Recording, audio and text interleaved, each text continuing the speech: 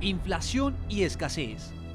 Con el severo control cambiario instaurado hace 13 años por el régimen chavista, los empresarios prefirieron importar alimentos por la rentabilidad, pero entre otras cosas, las demoras en los procesos de importación por la cantidad de exigencias del Estado en materia de trámites burocráticos terminó agudizando el desabastecimiento de alimentos. Yo estoy restiado y estoy dedicado tiempo completo a construir una nueva economía, a vencer la guerra económica y a superar este momento difícil que vive la patria. Pero pido el apoyo de toda Venezuela. La inflación en el país bolivariano no cede.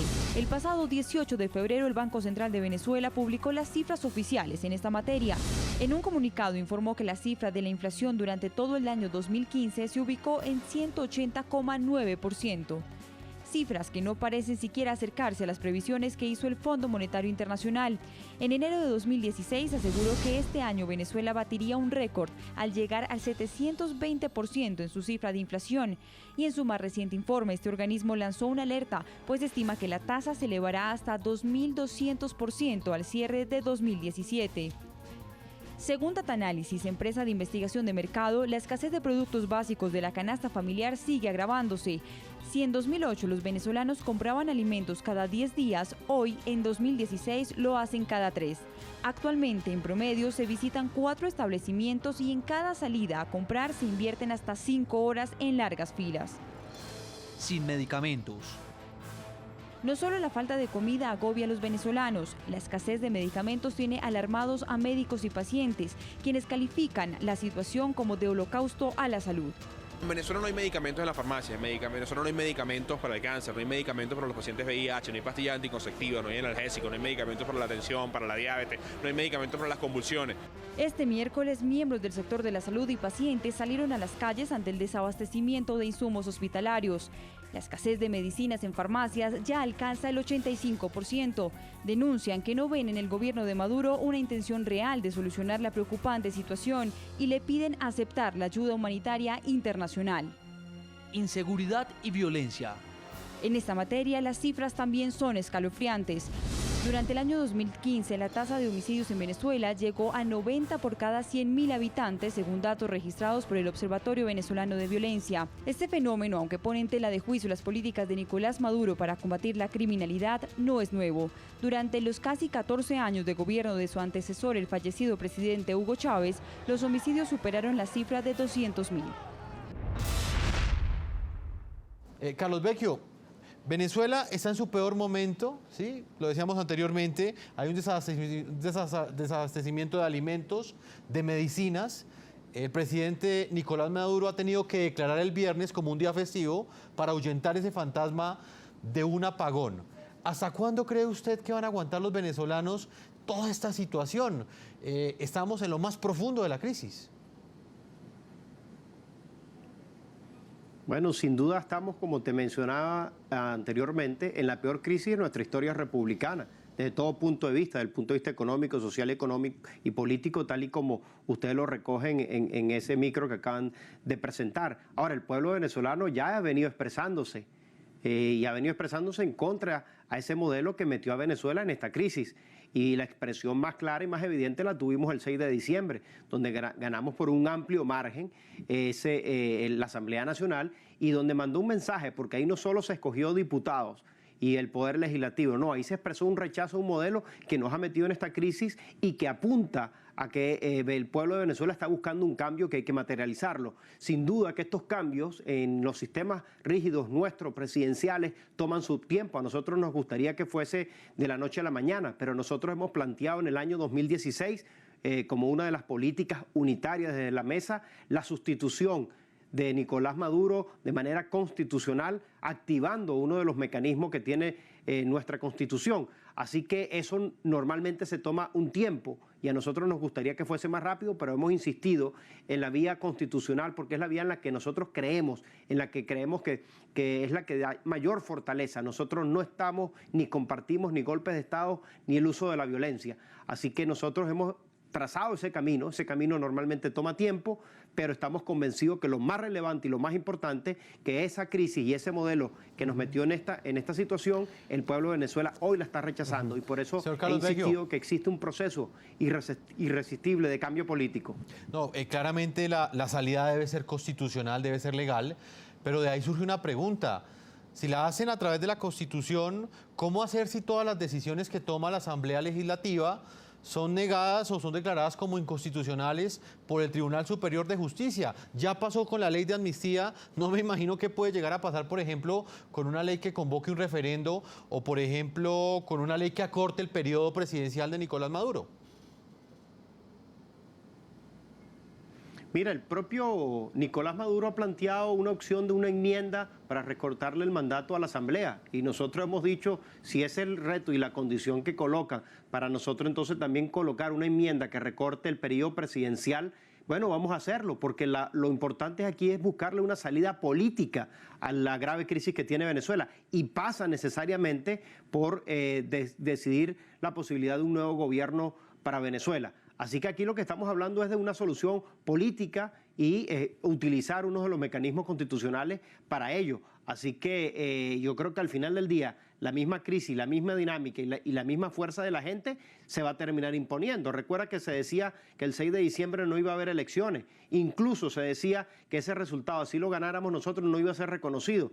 Pero ¿qué pasó? Bueno, que la voluntad de la gente, la voluntad de cambio pudo más. La fuerza de nuestra gente, el respaldo de la Fuerza Armada, nuestra voluntad popular y la observación internacional pendiente de lo que estaba pasando en Venezuela nos llevó a ese resultado. Y esta nueva etapa que estamos viendo, a pesar de que el Nicolás Maduro no tiene la fortaleza del pueblo, nosotros nos vamos a terminar imponiendo, porque es un proceso de cambio que, por mucho que él trate de utilizar los 7 magistrados del Tribunal Supremo, no lo va a poder parar. No lo va a poder parar. Y yo le hago aquí un mensaje aparte de un chavismo que está allí, que no está de acuerdo con las locuras y las responsabilidades de Nicolás Maduro, que no se deje sepultar. Un chavismo que cree en otro camino. Voy a integrar a esta hora, tenemos más invitados en Caracas, Venezuela. Voy con Mixi Capriles de Ledesma. Ella es la esposa del alcalde metropolitano de Caracas, Antonio Ledesma, un preso político desde febrero del año 2015. Señora Mixi, bienvenida a la noche. Muchísimas gracias, Jefferson. Un afectuoso saludo con todo cariño al querido Carlos, a Emily, a Ismael.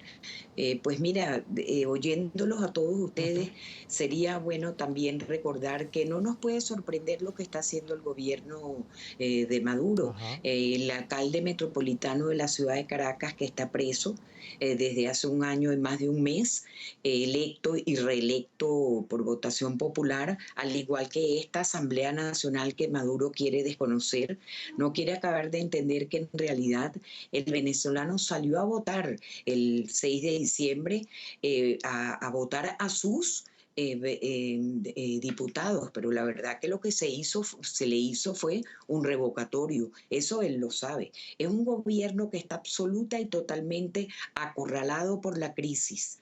Es bueno que el mundo entero sepa que corroboramos todos, cada uno lo dice en su estilo y desde su perspectiva, como cada uno en la calle ve las cosas en nuestro país. Ahorita, en este instante, mientras nosotros estamos hablando, están entrando X número, pero como si estuviésemos en guerra en las morgues en nuestro país. Hay 270.000 muertos en lo que van de estos últimos 16 años, a más de 25.000 por año. O sea, ¿a qué necesita Maduro para acabar de darse cuenta que un diálogo no se llama con la gente de él nada más? El mundo entero vio cómo hace 2 días llamó a un diálogo conformado por ellos mismos. O sea, es un monólogo. Soy yo con yo.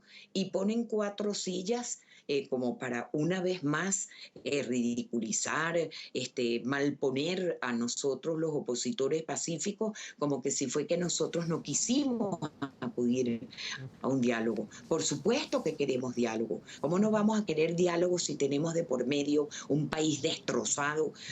Porque a punta de mentiras y de promesas incumplidas este gobierno no nos tiene como nos tiene.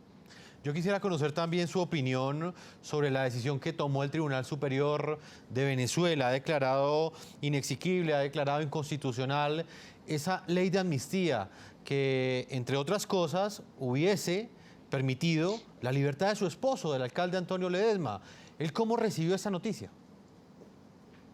Bueno, mire, es que no es sorpresa para ninguno de nosotros los que somos venezolanos de a pie, los que de una u otra manera estamos en la política o no. Maduro viene siendo cosas que es bueno comentar.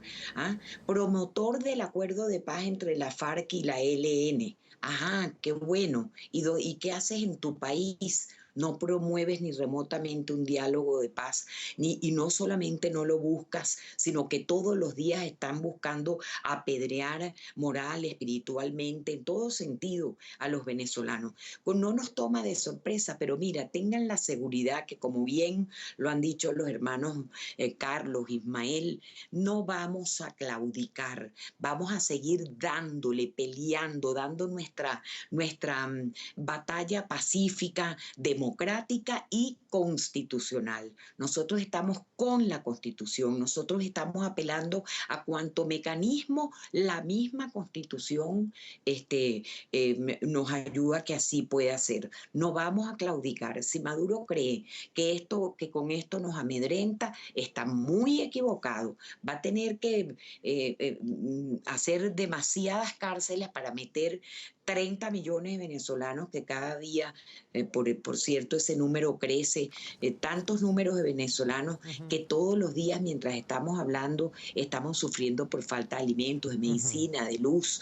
Es decir, esto, o Maduro termina de darse cuenta que tenemos que sentarnos a hablar en un diálogo sincero, que no tendría que empezar, por cierto, de la fecha que él dice, sino desde que ellos llegaron. ¿Quién paga por todos los muertos que insólitamente han habido en nuestro país? ¿Quién le paga a Leopoldo López estar preso como está? Que el mundo entero igualmente sabe también bajo qué figura se forjó, se ha forjado su juicio. Antonio Ledesma, no hay un solo elemento de juicio real, serio, de contenido que lo pueda acusar, e igual con nuestros otros presos políticos, los policías. Leamos nuevamente la carta que Aponte Aponte hace, donde le pide perdón, siendo presidente de la Sala de Casación Penal, donde le pide perdón a esos policías a los que les da 30 años de cárcel. Sí. Sí, tengo que hacer una pausa a comerciales. Quiero invitar a nuestros televidentes a que continúen opinando en nuestro tema de análisis hoy en el programa La Noche. A propósito de los 3 años de Nicolás Maduro en el poder, ¿ustedes creen que el presidente venezolano ha respetado la oposición en la Asamblea Nacional? Vamos a leer algunas de las opiniones que nos llegan a esta hora a las cuentas de Twitter de ese equipo periodístico. Creyly Márquez dice lo siguiente: ni a la oposición ni a ningún venezolano. Si nos respetara, ya habría renunciado. Rubén Villa dice lo siguiente: de ninguna manera, la atropella con la complicidad del Tribunal Supremo de Justicia, restándole poder día a día. Vamos a hacer una pausa a comerciales y ya regresamos a la parte final. Vamos a estar analizando el papel que en ese momento podrían jugar los países vecinos. ¿Es posible o no que la OEA convoque la Carta Democrática en el momento político que enfrenta Venezuela? Una pausa y ya regresamos a la parte final de este programa La Noche.